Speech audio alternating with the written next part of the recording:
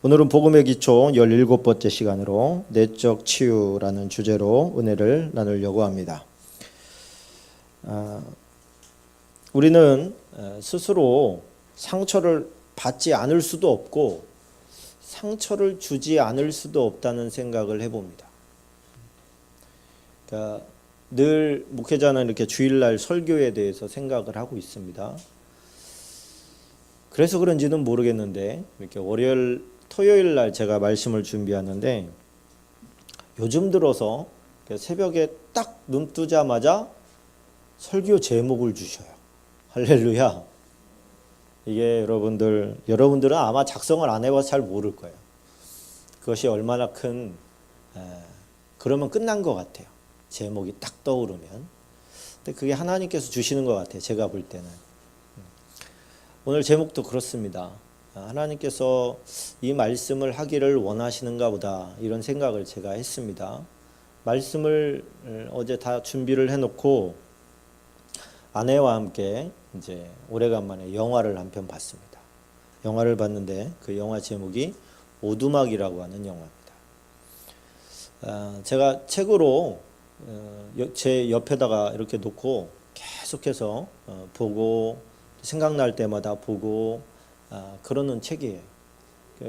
제 마음속에 많은 갈증들과 또 의문들 이런 것들에 대해서 해결해 준 그런 책인데 영화 평을 보아하니 그 책 원작과 원래 영화는 좀 많이 차이가 나거든요. 근데 그렇게 차이 많이 나지 않게 잘 만들어졌다. 그래가지고 이제 아내와 함께 보면서 참 여러 가지 생각을 하게 만드는 영화고 참 좋은 영화구나. 아내와 함께 이게 크리스천이라면 꼭 한번 봐야 되지 않을까 이런 영화를 그런 생각을 하게 만드는 것이었습니다. 그 내용도 역시 딸을 이제 그 어린아이를 유괴를 해서 이제 성폭행하고 죽이는 그런 이제 나쁜 사람한테 정말 예뻐하고 사랑하는 어린 딸을 잃고 이제 그 모든 것에 대한 의욕을 잃어버리고 하나님에 대해서도 많은 이런 그 불편한 마음들, 풀리지 않는 의구심들 이런 것들을 가지고 살아가는 그런 사람이 그 감정의 치유되어져 가는 그 과정 가운데 성부, 성자, 성령께서 그를 터치하시는 그런 이제 내용입니다. 그것을 보면 우리는 전부 다 하나님의 자리, 재판장의 자리에 있다는 겁니다. 그래서 우리가 절단하고 붙이고 정죄하고 판단하고 저놈은 죽일 놈, 저놈은 살릴 놈 이렇게 규정하고 있다는 것이죠. 그것이 너희가 다 하나님 노릇을 하려고 하는 증거다. 하나님의 자리가 얼마나 어려운지 너희가 아느냐. 그리고서 그 아빠를 갖다가 그 재판석에 앉힙니다. 지혜라고 하는 천사가 그를 앉히고서 질문을 합니다. 사람들은 다 자기 생각이 옳다고 생각한다. 근데 어떤 사람은 지옥에 가고 어떤 사람은 천국에 가야 된다. 그것이 쉬운 일인 줄 안다. 그것을 재판하는 일이 쉬운 일인 줄 안다. 그리고서 보여줍니다. 너 요즘에 자식들이랑 관계가 안 좋지? 그리고서 이쪽에는 큰딸의 속썩이는 큰딸을 보여주고 이쪽은 속썩이는 큰아들을 보여주는 거예요. 둘 중에 한 사람은 지옥에 가야 된다. 네가 결정해라. 그러는 거예요. 속속에서 마음도 상하고 밉기도 하고 하지만은 둘 중에 한 사람을 해야 된다고, 한 사람은 지옥에 가야 된다고 강요를 하는 거예요. 네가 해야 된다. 어떤 사람이 볼 때는 큰딸이 아주 몹쓸애고 나쁜 애가 아닙니까? 아들도 그렇지요. 누군가의 눈으로 볼 때는 그렇지 않겠습니까? 죄가 없는 것도 아니고 둘 중에 한 사람은 네가 결정해라. 그런 압박을 많이 받다가 이 사람이 못하겠다. 난 못하겠다. 내가 갈 테니 그 한 사람을 놔주라. 감명 깊은 장면이죠. 그게 예수님의 마음이라는 거예요. 아버지의 마음은, 하나님의 마음은 누구 하나라도 버림받는 것을 원하지 않는다는 거예요. 그러려니 차라리 예수님이 와서 십자가에 못 박힘으로 말미암아 구원의 길로 가기를 원하는 것이, 그것이 아버지의 마음이고 예수님의 마음이라는 거예요.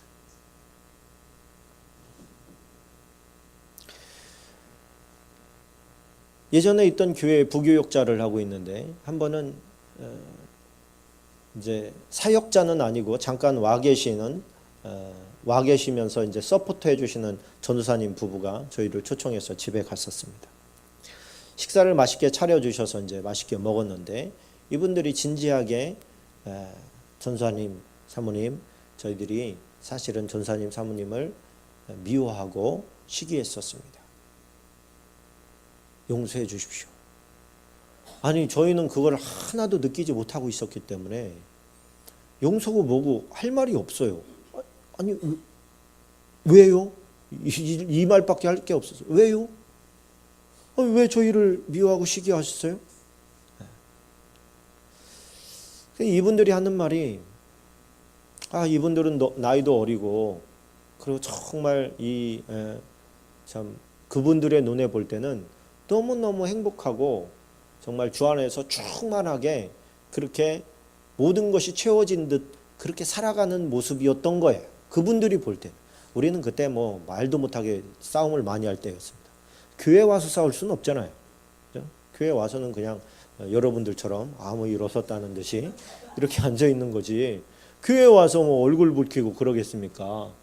근데 그 모습만 보는 거예요. 그 모습만. 이분들은. 그러다 보니까 이분들이 볼 때는 시기가 난 거예요. 우리는 이렇게 많은 것들이 어렵고 힘들고 곤고한데 저 집은 부족한 게 없어 보이는 거예요. 그러니 저희는 아무 짓도 안 하고 그냥 가만히 있었던 건데, 저희를 보고 시험에 드는 사람이 있잖아요. 상처받잖아요. 그러면 우리가 없어져야 될 인간이잖아요. 저 사람들이 볼 때는. 또 누군가는 상처 주려고 한 것이 아닌데 우리는 또 상처받을 때도 많이 있습니다. 그렇다면 우리는 상처를 받지 않을 수도 없고 상처를 주지 않을 수도 없는 거예요. 우리가 쏟아내는 말 가운데 얼마나 많은 사람들이 또 상처를 받을 거예요. 근데 우리는 새카맣게 잊어버리고 있어요. 총 쏴놓고 잊어버리는 거예요. 나는 뒤끝 없어. 그러면서 잊어버리는 거예요. 피를 철철 흘리고 있는 사람이 있는데도. 그리고 우리가 말에 실수가 없는 자가 완전한 자예요. 우리는 다 말에 실수가 있는 거예요. 우리는 온전하지 않다는 뜻입니다. 그렇다고 한다면 상처를 받고 결결될 건지 아니면 상처를 딛고 일어설 건지의 결정은 결국 스스로에게 달렸다는 거예요. 근데 또 하나 깨닫게 되는 것은 뭐냐면, 우리는 그 상처를 극복할 수 있는 기술이 없다는 거예요. 그 기술은 성령님으로부터 오는 줄로 믿으시기 바랍니다. 성령님께서 그 기술을 주시고 가르쳐 주십니다.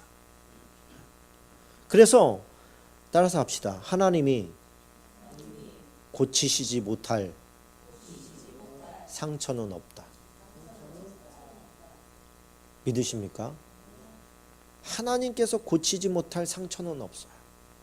저도 상담을 하고 또 그 정신과에 가봐도 임시방편입니다.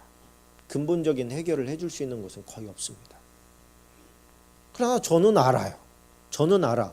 뭐를 알아? 성령께서는 우리 내면의 깊은 곳에 있는 상처들을 치료하신다는 것을 저는 알아요. 제가 아마 상처가 없는 사람이었다면 이런 설교 못할 거예요. 근데 저는 상처가 많은 사람이에요. 저도. 여러분들이 저를 인정해서가 아니라 쉼터 아이들이 저를 인정해요. 쉼터 아이들은 다 상처투성이 아닙니까? 걔네들한테 제 얘기를 하면 걔네들이 고개를 숙일 정도예요. 그러니까 걔네들의 인정을 받으면 되는 거예요. 근데 제 상처를 치료하신 그 성령님, 그 하나님 얘기를 하려고 하면 에이, 아이 그거는 이래버려. 종교랑 연관 짓지 말라는 거예요. 그러니까 방법이 없는 거예요. 방법이 없어. 그렇게 되면. 그 아이들이 상담을 안 하는 줄 아십니까? 그렇지 않아요. 상담 선생님들 맨날 있어요. 자기들끼리 또 얘기하면서 공감대가 형성됩니다. 공감대가 형성된다고 하지만 상처가 치유되는 건 아니에요. 상처는 하나님만 치료할 수 있어요. 왜? 하나님이 우리의 내면과 외면을 만드셨기 때문에 그렇습니다. 하나님께서는 어디가 찢어졌는지, 어디는 스크래치인지, 어디는 뼈가 부러졌는지 하나님이 다 아시는 거예요. 다 아셔요. 하나님의 눈으로 볼 때는 용서하지 못할 사람이 없고 이해하지 못할 사람이 없어요. 어제 그 영화 가운데 한 장면을 보여줍니다. 네가 그렇게 증오하고 싫어하는 그 꼬마 숙녀 살인범, 그 살인범을 네가 용서할 수 있겠느냐? 용서 못하죠. 이 주인공은 아버지로부터 받은 상처가 너무 커요. 한 영상을 보여줍니다.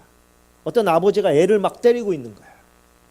자기 연민에 빠져가지고 자기의 삶이 마음대로 안 되고 자기 인생이 너무 힘들다는 것 때문에 자기밖에 모르고 다른 사람들의 상처를 보지를 못하고 상처를 주기만 해요. 자기 연민의 죄가 얼마나 큰지 몰라요.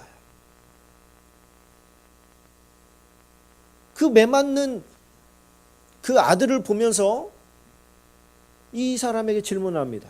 저 아버지 어떻게 해야 되냐? 저런 아버지는 필요 없습니다. 죽여야 됩니다. 죽어버려야 됩니다. 그러면 저 애는 어떠냐? 애잖아요. 애한테 무슨 책임을, 뭐가 잘못한들 뭐 그 아이에게 어떻게 책임을 묻습니까? 했더니 저 애가 니네 아버지다.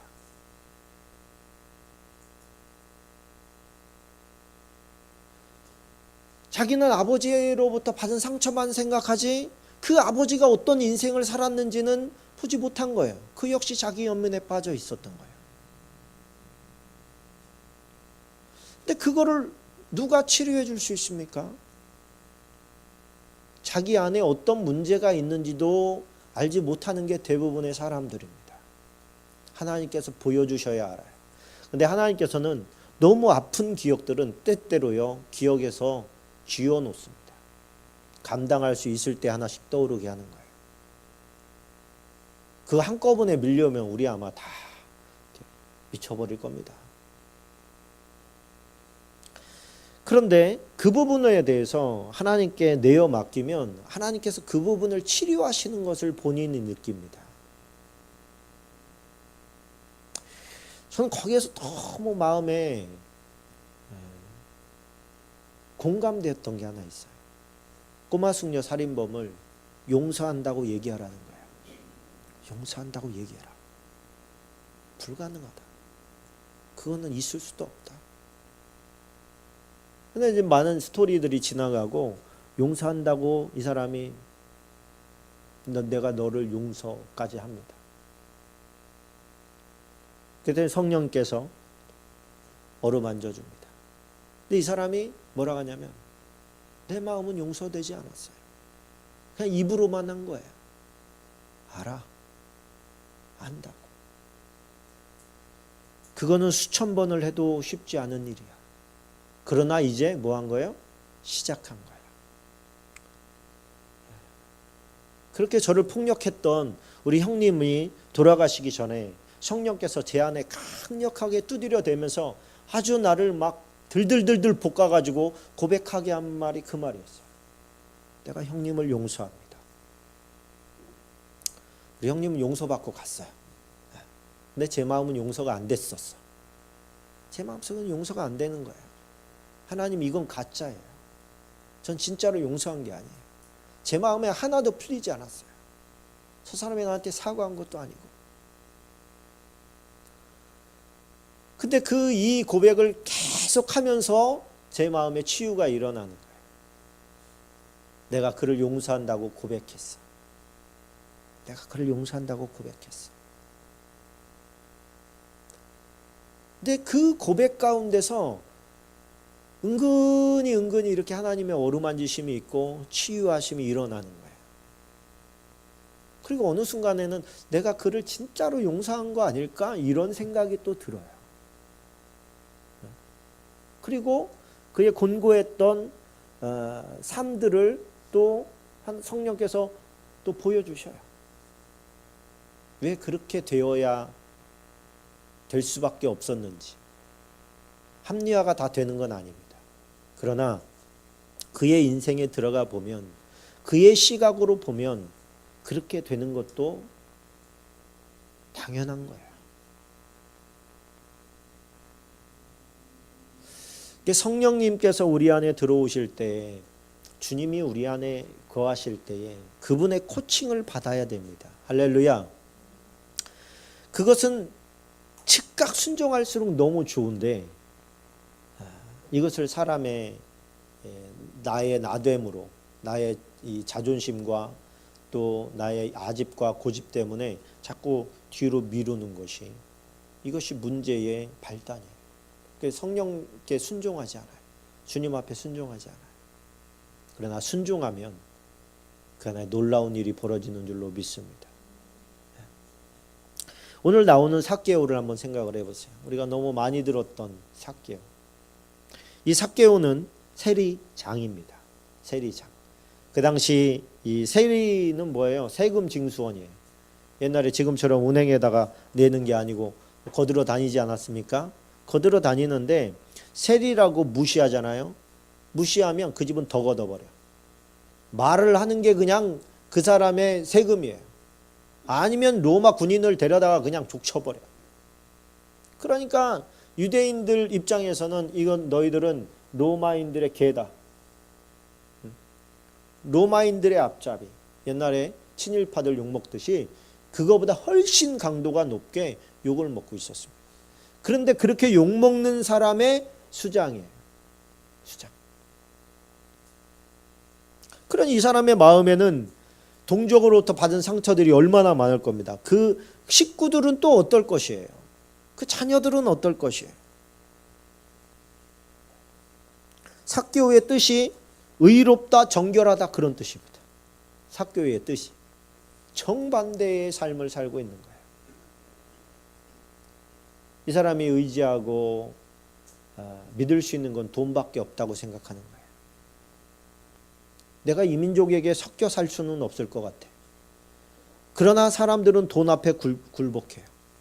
그러니까 더 돈을 끌어모으는 거예요. 그러나 상처 입은 부자예요. 그렇다고 해서 행복하지가 않아요. 근데 그 마을에 예수님이 지나간다는 얘기가 들립니다. 딱 보니까요, 사람들이 너무 많은데 키가 작으니까 안 보여. 볼 수 있는 방법이 뭐가 있을까 생각을 했더니 높은 곳에 올라가야 돼요. 높은 곳은 저쪽에 있는 거예요. 돌감람나무, 옛날에는 뽕나무라 그랬는데 돌감람나무가 저쪽에 있는 거예요. 그랬더니 오늘 본문에 뭐라 그러냐면 앞으로 달려가서 보기 위하여 돌무화과 나무 위에 올라갔어요. 이 의복이 이런 식 아닙니까? 이스라엘은. 그러니까 이거 치마같이 생긴 걸 이렇게 들고 막 뛰어간 거예요. 키 조그마하신 분이 막 뛰어가가지고 나무 위에 이제 올라가서 있는 거예요. 왜? 여기는 안 보이니까. 근데 그분은 예수님께서 저쪽에서 이렇게 오신다고 영화처럼 생각을 해보세요. 예수님이 군중에 휩쓰여서 이제 이렇게 온단 말이에요. 그럼 예수님께서는 저 앞에 있는 올라가 있는 누가 보여? 삭개오가 보이는 거예요. 보아하니, 옷을 보아하니 얼마나 또 근사하게 입고 다녔겠습니까? 좀 상처를 커버하려고 근사하게 입은 사람이 나무 위에 올라가 있는 거예요. 어른들은 그러지 않아요. 애들이나 올라가지. 그 안에 있는 예수님이 지나가시다가 그 돌무화과 나무 밑에 딱 서십니다. 많은 사람들의 따가운 시선과 어떻게 해서든지 사람들의 눈에 보이지 않으려고 했지 않았을까? 저는 조금 그 상처를 미루어 봤을 때. 그런데 막 예수님과 더불어 모든 사람들의 시선을 한눈에 받고 있어요. 그것도 나무 위에 있는데. 시쳇말로 쪽팔려. 근데 예수님께서 뭐라고 하십니까? 예수께서 그것에 이르시다 쳐다보시고 이르시되 삭개오야 속히 내려와라. 요즘 말로 하면 뭐예요? 빨리 내려와. 삭개오야 빨리 내려와라. 그런 거예요. 왜요? 그의 마음을 아시는 거예요. 더 중요한 건 뭔지 아세요? 그의 이름을 알고 있었다는 거예요. 내 이름 아시죠. 내 모든 생각도 이 장면에서 따온 게 아닌가 싶습니다. 그가 수치당하는 것을 참아 보지 못하시는 거예요. 빨리 내려와. 그리고 그거 함께 하기를 원합니다. 오늘 내가 니네 집에서 자야 되겠다. 오늘 니네 집에서 좀 자게 해다오. 이렇게 하는 거예요, 예수님. 그리고서 그와 함께 그의 집에 함께 예수님과 함께 먹고 마시면서 그의 삶이 완전히 변해버립니다. 그의 삶이 완전히 변해버려요. 물질관이 바뀌어버려요. 돈밖에 모르던 그가 이제 끌어모으기만 했던 그가 이제 나누겠습니다. 얘기합니다. 내 식구 이거 보호하고 안위하기만 급급했던 사람이 이거 가난한 사람에게 나눠주겠습니다. 바뀌어버려요. 사람의 존재가 바뀌어버려요. 인격이 바뀌어버려요. 뭐 하면서? 주님과 한 집에 있으면서. 오늘 하고 싶은 얘기가 바로 그거예요. 예수님이 내 안에 오면 변화가 일어난다는 거예요. 우리 가정에 예수님이 모시고 있으면 그 예수님 때문에 뭔가가 바뀌어요. 마음의 인격들이 바뀌어요. 생각이 바뀌어요. 문제는 이거를 거부하면 안 된다는 거죠. 예수님이 집에 오셨음에도 불구하고 변하지 않았던 사람들이 있습니다. 바리새인들. 예수님을 정죄하고 판단하기 위해서 예수님을 초청했던 사람들. 그런 사람들은 바뀌지 않았어요.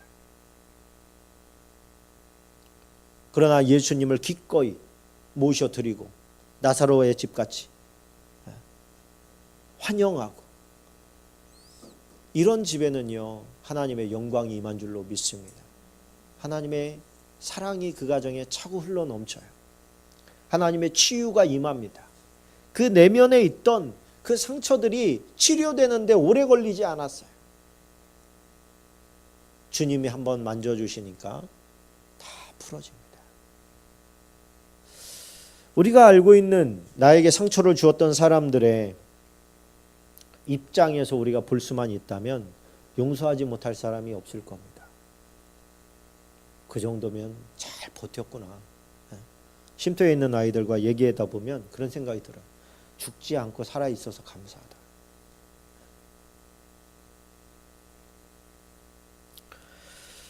이런 변화를 맛본 사람은 삭개오뿐만이 아닙니다. 지금도 계속되고 있습니다. 주님을 모셔드리고 성령님 내 안에 오시옵소서. 나도 용서할 사람이 있습니다. 이게 사람은 참 자기중심적이라서 자기가 상처 준 거는 잘 모르고 자기가 상처 받은 것만 알아요. 근데 대부분 다 쌍방과실입니다. 그러다 보니까 내가 피해자다. 그럼 피해자로서 용서를 해주는 것은 큰 의미가 있잖아요. 가해자라고 느꼈으면 뭐 말해 무엇하겠습니까? 주님께서 우리 안에 들어오셔서 만지시면 그의 삶의 변화가 일어납니다. 일어나지 않을 수가 없습니다. 그리고 다른 사람의 상처를 보게 됩니다. 그래서 내 상처가 치유되고 나면 남의 상처를 치료할 수 있는 사람이 된다고 저는 생각합니다. 그 사람이 하는 것은 아니겠지요. 하나님께 그를 의탁하고 기도하면서 간구할 때 그렇게 되는 것일 겁니다. 치유에는 두 가지가 있어요. 자연 치유가 있습니다. 자연 치유. 오늘 이 삭개오 같은 경우는 집중 치료예요. 예를 들면 우리 호산나 기도원 원장님이 오셔서 손을 얹고 기도하고 간구하고 할 때 몸 안에 있던 어떤 악한 것들이 있나 봐요. 치료받는 과정을 보니까 그래요. 이것들이 뽑아져 나가요. 손을 대는 때마다 아파 죽겠다고 했던 사람이 다 해결되고 나서 때려도 아프지가 않대 이제. 이게 뭐예요? 집중 치료예요. 성령과 함께 그냥 수술인 거예요. 수술해서 만져야 되는 사람이 있습니다. 그런데 동양의학은 뭡니까? 자연치유예요. 한약을 먹고 약한 곳을 보완시켜가지고 그 보완시킨 그 기관이 나머지를 협력해서 치료하게 만드는 기법이에요. 저는 이것이 자연치유인데 성령님과 함께할 때 스스로에게서 나오는 힘이라고 생각합니다. 성령께서 날마다 우리를 만지시는 거예요. 이 에너지는 어디에서 오느냐? 영의 음식에서 옵니다. 이게 말씀과 기도예요. 내가 늘 말씀을 먹고 늘 방언으로 기도하고 또 우리말로 기도하고 성령님과 동행하는 삶을 살려고 애를 쓸 때 그 안이 건강해질 수밖에 없습니다. 내면이 건강해질 수밖에 없습니다. 지저분한 거 안 집어넣고 좋은 것들만 집어넣을 때 그의 내면이 회복되어지고 치료되어지고 강력해집니다.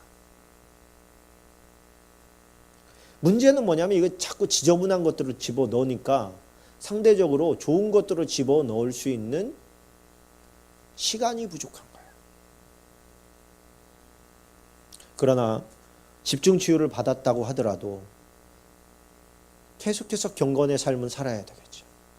그래야 내 몸이 건강해집니다.